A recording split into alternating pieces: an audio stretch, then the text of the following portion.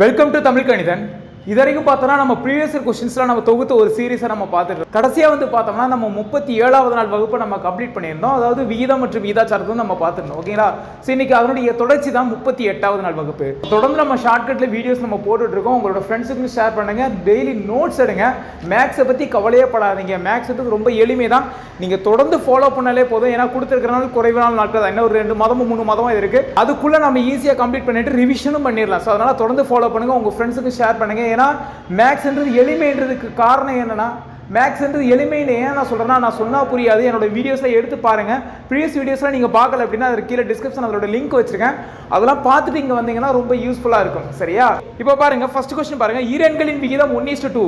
இவ்விரு எண்களுடன் 7ஐ கூட்டினால் 3:5 என மாறுகிறது எனில் மிகப்பெரிய எண் என்ன அப்படின்றாங்க. அதாவது ஒரு ரேஷியோ ஒரு நம்பரை கூட்டவோ அல்ல கழிக்கவோ செஞ்சா இன்னொரு ரேஷியோவோ மாறுது அப்படின்னா ரொம்ப ஈஸியாக பண்ணிடலாம். சரியா? ஸோ எப்படி சார் அப்படின்னா, 2 நம்பரோட விகிதம் என்ன? 1:2 அப்படின்றாங்க. ஓகேவா? ஸோ இப்போ ஒரு நம்பரை நான் ஏன்னு வச்சுக்கிறேன், இன்னொரு நம்பரை பின்னு வச்சுக்கிறேன். ஓகேங்களா? ஏன்றோட ரேஷியோ வந்து பார்த்தோன்னா ஏபியோட ரேஷியோ 1:2ன்றாங்க. அப்போ A1 B2 அப்படின்னு நான் வச்சுக்கிறேன். கிளியரா? அடுத்து என்ன சொல்றாங்க?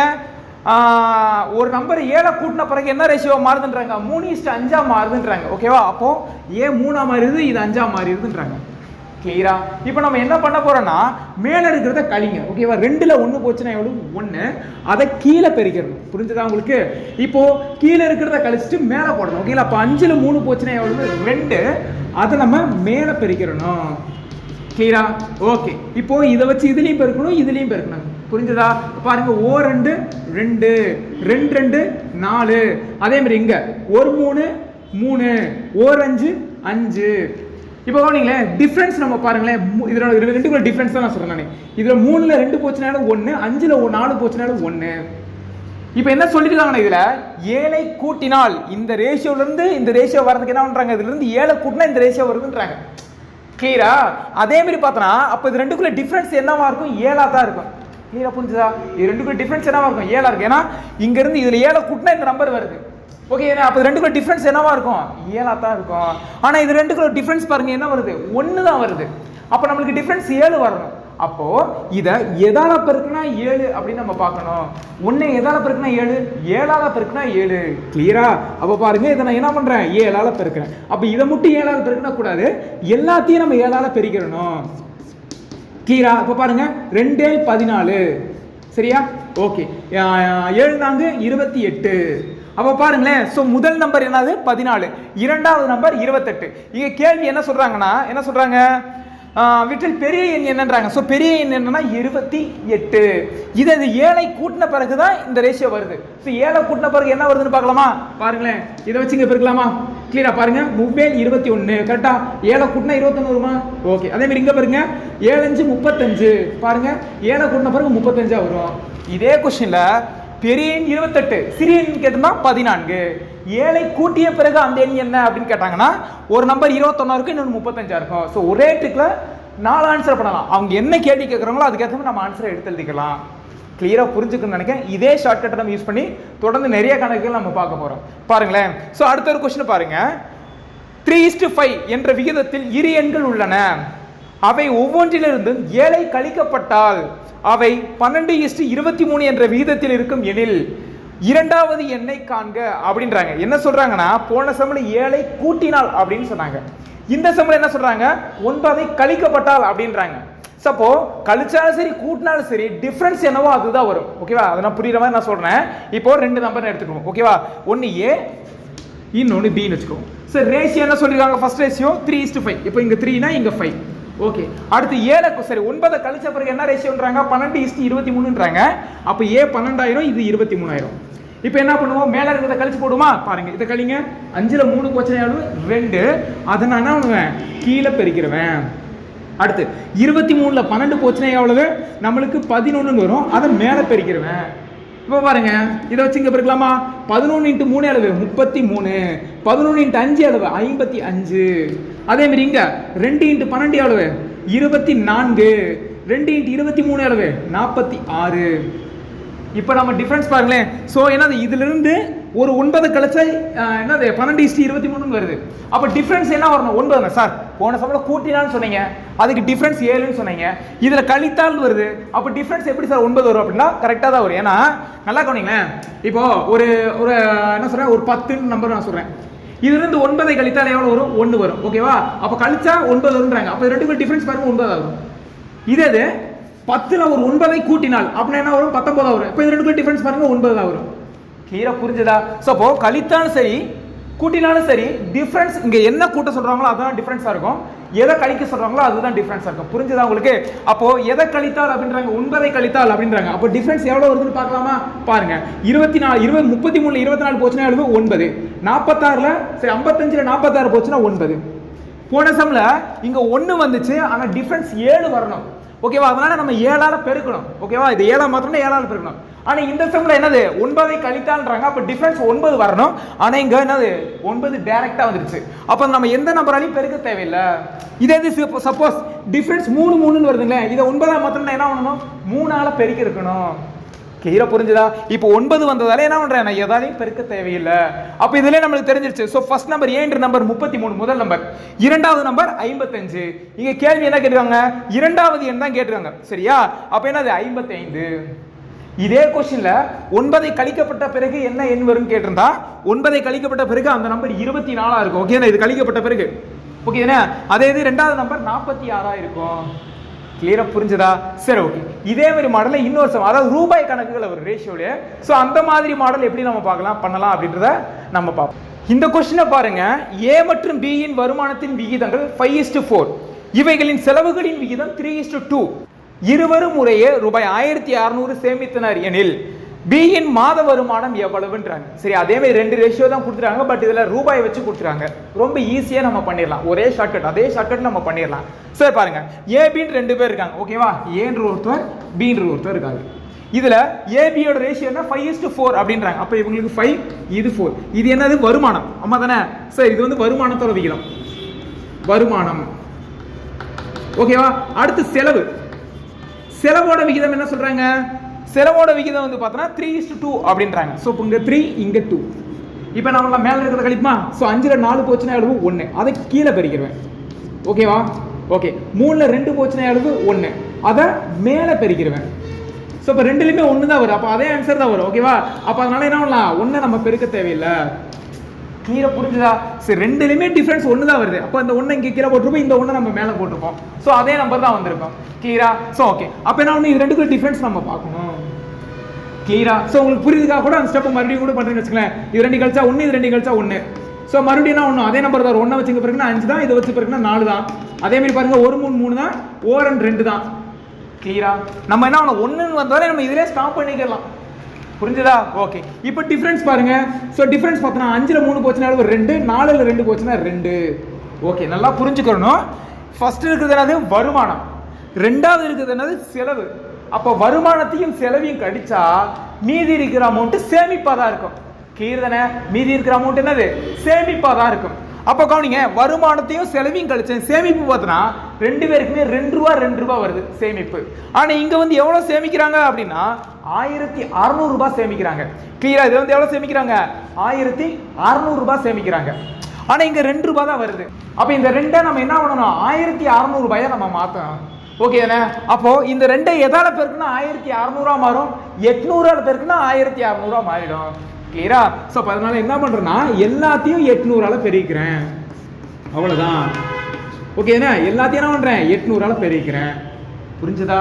ஓகே. இப்போ பாருங்க, பெருக்கலாமா? பாருங்க, 8 40, 4000 வரும். அப்போ ஏவோட வருமானம் எவ்வளவு? 4000. இங்க 4 8 32, 3200 பியோட வருமானம்.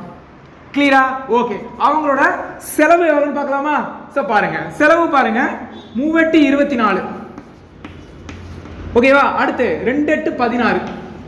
சோ அப்ப ஏவோட செலவு எவ்வளவுனா 2400 ரூபாய். ஓகேவா? பியோட செலவு எவ்வளவுனா 1600 ரூபாய். ஒரே ட்ரிக்ல நம்ம 4 ஆன்சர் கண்டுபிடிச்சலாம். அவங்களோட வருமானமும் கண்டுபிடிச்சாச்சு, அவங்களோட செலவு எவ்வளவுன்னு நம்ம கண்டுபிடிச்சாச்சு. சரியா? ஓகே. அடுத்த क्वेश्चन பாருங்களேன். இதுல இந்த क्वेश्चन என்ன கேட்டிருக்காங்க? மாத வருமானம் எவ்வளவுதான்? பியோட மாத வருமானம் 3200 ரூபாய். கிளியரா? ஓகே. ஸோ அதே மாதிரி மாடலில் இன்னொரு கொஸ்டின் பாருங்க.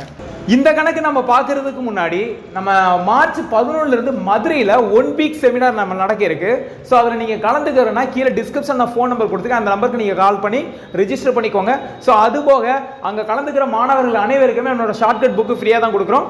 அது போக 1 இயர் ஆன்லைன் கிளாஸ் நம்ம ஃப்ரீயாக தான் கொடுக்குறோம். டெஸ்ட் பேஜ் அவங்களுக்கு 1 இயருக்கு ஃப்ரீ தான். சரிதானே? ஓகே. அதே மாதிரி நம்ம ஷார்ட்கட் புக்கு பற்றின டீட்டெயில்ஸ் வேணும்னா கீழே டிஸ்கிரிப்ஷனில் ஃபோன் நம்பர் கொடுத்துருக்கேன், அந்த நம்பருக்கு நீங்கள் கால் பண்ணி புக் ஆர்டர் பண்ணிக்கலாம். புக் வாங்குற ஸ்டூடெண்ட்ஸ்க்கு எல்லாருக்குமே 1 இயருக்கு ஆன்லைன் கிளாஸ் ஃப்ரீ தான். சரியா? ஓகே, பார்க்கலாமா? பாருங்க. 2 நபர்களுடைய வார வருமானம் 7:3 என்ற விகிதத்திலும் வார செலவினம் 5:2 என்ற விகிதத்திலும் உள்ளன. இருவர்களும் முறையே வாரம் 300 சேமிக்கின்றனர் என்றால் முதல் நபரின் வருமானம் என்ன அப்படின்னா, ஃபர்ஸ்ட் இருக்கிறாரு பாத்தீங்களா, அந்த பர்சனோட இன்கம் என்ன அப்படின்னு கேட்கறாங்க. ஓகே, எப்பயும் கூட போடலாமா? ஏ என்ற ஒருத்தர் வச்சுக்குவோம், பி என்ற ஒருத்தர் வச்சுக்குவோம். ஃபர்ஸ்ட் வருமானம். சரியா? சோ வருமானத்தோட ரேஷியோ என்ன சொல்றாங்க? 7:3ன்றாங்க. அப்ப ஏக்கு 7, இங்க 3. அடுத்து செலவு என்ன ரேஷியோ சொல்றாங்க? நம்மளுக்கு 5:2ன்றாங்க. சோ அப்ப இங்க 5, இங்க 2. இப்போ நாம மேல இருக்கிறத கழிக்கலாமா? 7ல 3 போச்சுனா 4, அதை கீழே பெருக்கிடலாம். 5ல 2 போச்சுனா 3, அதை நம்ம மேல பெருக்கிடலாம். இப்போ பாருங்க 3 வச்சு இதுலயும் பெருக்கணும், இதுலயும் பெருக்கணும். கரெக்டா? அப்ப பாருங்க 3 21. அடுத்து 3 9. அதே மாதிரி இங்க பாருங்க 4 5 20. இங்க 4 2 8. இப்போ நம்ம டிஃபரன்ஸ் பார்க்கலாமா? பாருங்க 21ல 20 போச்சுனா 1, 9ல 8 போச்சுனா 1. நம்ம எவ்வளவு சொல்லிருக்காங்க செலவு? இங்க 300 ரூபாய் அப்படின்னு சொல்லிருக்காங்க. அப்ப பாருங்களேன், வருமானத்தையும் செலவையும் கழிச்சா நம்மளுக்கு என்ன கிடைக்கும்? சரி, மீதி இருக்குது சேமிப்பு. ஓகே, இங்க என்ன எவ்வளவு சொல்லிருக்காங்க? சேமிப்பு 300 ரூபான்னு சொல்லிருக்காங்க. ஆனா நம்மளுக்கு எவ்வளவு? வருமானத்தையும் செலவையும் கழிச்சா சேமிப்பு 1 ரூபான்னு வருது. அப்போ இந்த 1 ரூபாயை நம்ம 300 ரூபாயா மாத்தணும். அப்ப எதால பெருக்குனா 300, 300ஆல பெருக்குனா 300. கரெக்ட் தானே? அப்ப என்ன பண்றேன்? இத 300ஆல பெருக்குறேன், அதனால எல்லாத்தையும் நான் 300ஆல பெருக்கிறேன். ஓகேவா? ஓகே. இப்போ பாருங்க, இதை வச்சு பெருக்கலாமா? ஸோ 3 × 21 63, 6300 கிடைக்கும். ஸோ ஃபர்ஸ்ட் நபருக்கு ஓகேவா? 93 27, இவருக்கு 2700 அப்படின்னு கிடைக்கும். ஏவோட வருமானம் வந்து பார்த்தா முதல் நபரோட வருமானம் எவ்வளவு? 6300. ரெண்டாவது நபரோட வருமானம் 2700. கேள்வி என்ன கேட்டாங்க? முதல் நபரின் வருமானம் தான் 6300 தான். ஓகே, இதே இதுல செலவு கேட்டிருந்தாங்கன்னா என்ன பண்ணலாம்? இதை வச்சு இதுல பெருக்கலாமா? 23 6 6000. ஓகேவா? இது 24 2400. சோ அவங்களோட செலவு சரியா? ஒரே ட்ரிக்ல நம்ம என்ன பண்றோம்? 4 ஆன்சருமே நம்ம கண்டுபிடிக்கிறோம். சரியா? சரி, ஓகே. சோ அடுத்த ஒரு மாடல் பாருங்களேன். சோ அடுத்த மாடல் அதிகமா கேட்ட क्वेश्चन தான். கிளியரா பாருங்க. 2a = 3b = 4c எனில் a:b:c என்ன அப்படி கேட்டாங்க. சரியா? இது நார்மல் மெத்தட் பண்ணா a என்ன b என்னன்னு சொல்லி தனித்தனியா கண்டுபிடிக்கிற மாதிரி இருக்கும். அதாவது a வை மட்டும் வச்சுட்டு b என்ன சொல்லி கொண்டு போறோம், நம்பர்ல என்ன சொல்லி கொண்டு போறோம், அதெல்லாம் நமக்கு தேவையில்லை. ரொம்ப ஈஸி. நல்லா பாருங்க, நம்பர் வந்து மல்டிபிள் இருந்து மூணுமே ஈக்குவலா இருந்துச்சுனால், ஓகேவா? நம்பர் மல்டிபிள் இருந்து மூணுமே ஈக்குவலா இருந்துச்சுன்னா என்ன பண்ணணும்னா, நான் a கண்டுபிடிக்க போறேன்னா a வை மட்டும் விட்டுருங்க. புரிஞ்சது உங்களுக்கு? எது கண்டுபிடிக்க வரோமோ அதை மட்டும் விட்டுட்டு மற்ற ரெண்டு பேருங்க. இப்போ a கண்டுபிடிக்க போறேன், a வை மட்டும் விட்டுறேன், மற்ற ரெண்டு பேருங்க. பாருங்க, முன்னாங்க 12, அப்ப a வந்து எவ்வளவு? 12. இஸ்ட் b கண்டுபிடிக்க போறோம்னா b யை மட்டும் விட்டுருவோம். பாருங்க, 2 8, b வந்து 8. இஸ்ட் c கண்டுபிடிக்க போறோம்னா c யை மட்டும் விட்டுருவோம். பாருங்க, 2 6. இது எல்லாத்தையும் ரெண்டால அடிக்கலாமா?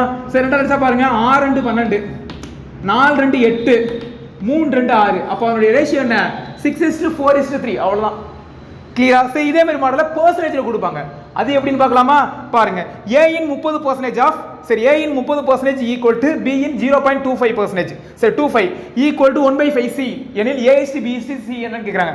அதாவதுனா a in 30%, a in 30%, a into 30/100 போட்டுக்கலாமா? கிளியரா? அடுத்து என்ன சொல்றாங்க? ஈக்குவல் அப்படி கொடுக்குறாங்க.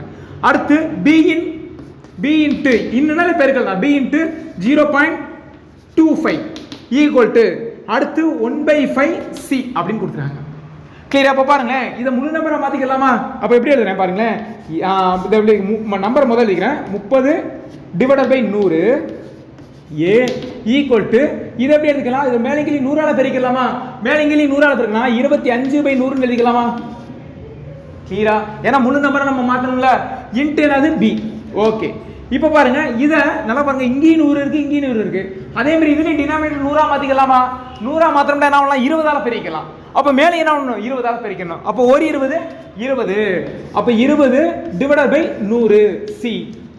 கிளியரா? இப்போ பாருங்க மூணுமே ஈக்குவல், அப்போ என்ன பண்ணலாம் 100 100 100 அடிச்சுக்கலாம். இப்போ பாருங்க நம்பர் வந்து மல்டிபிளா தானே இருக்கு, கிளியர் தானே? அப்போ ஏ வேணும்னா ஏ மட்டும் மறைச்சிக்கலாமா? ஏ வேணும்னா ஏ மட்டும் மறைச்சிக்கிறேன். மற்ற ரெண்டு பாருங்க, பாருங்க 25 × 20 எவ்வளவு? 50 500 கிடைக்கும். ஓகேவா? ஸோ 500 இஸ்ட் கிளியரா? என்ன ஏ வேணும்னா ஏ மட்டும் மறைச்சிக்கிறோம், மற்ற ரெண்டு பேருக்கும்ல, கிளியர் தானே? ஓகே. அடுத்து பி வேணும்னா பி மட்டும் மறைச்சிக்கிறேன், மற்ற ரெண்டு பேருங்க பாருங்க 30 × 20 எவ்வளவு? 600 இஸ்ட் சி வேணும்னா சி மட்டும் மறைச்சிருவேன். ஸோ எவ்வளவு கிடைக்கும்? 25 × 30 750. இப்போ எதுவும் பொதுவாக அடிக்க முடியுமா? பாருங்க 0 0 0 அடிச்சலாம், 5 அடிக்கலாம். இதுல 15 இருக்கும், இதுல 12 5 இருக்கும், இதுல வந்து பார்த்தோன்னா 15 5 இருக்கும். அப்போ அதனுடைய ரேஷியோ என்ன? 10:12:15 அப்படி நம்மளுக்கு கிடைக்கும். கிளியரா புரிஞ்சுக்குன்னு நினைக்கிறேன். சரி, ஓகே. ஸோ அடுத்த ஒரு கொஸ்டின் பாருங்களேன். 3 எண்களின் விகிதம் 4:5:6, அதனுடைய சராசரி 25 எனில் பெரிய எண் என்ன அப்படின்றாங்க. சரியா? ஓகே.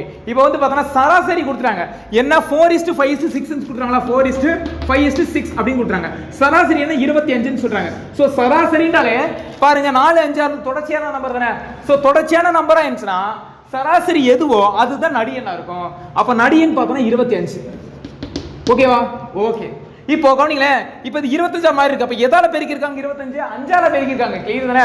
5ஆல பெருக்கினா என்ன கிடைக்குது? 25 வருது. அப்ப எல்லாத்தையும் 5ஆல பெருக்கிருங்க. பாருங்க இது 5ஆல பெருக்கினா எவ்வளவு? 20. இது 5ஆல பெருக்கினா 30. கிளியரா? அவங்க என்ன கேட்டாங்க கேள்வி? அவற்றின் பெரிய எண். சோ பெரிய எண் என்ன? 30. சோ இந்த மாதிரி நம்ம தொடர்ந்து ஷார்ட்கட் போட்டுருக்கோம். மேக்ஸை பத்தி கவலைப்படாதீங்க. மற்ற மாணவர்கள் மேக்ஸ் என்ற பயம் நினைக்கிறாங்க. ஸோ அந்த மாதிரி மாணவர்கள் வந்து அவங்களுக்கு ஷேர் பண்ணி அவங்களும் பார்க்க வைங்க. மேக்ஸ்ன்றது ரொம்ப எளிமை தான். சரியா? நாளை என்னுடைய தொடர்ச்சியை நம்ம பார்க்கலாம். Thank you so much.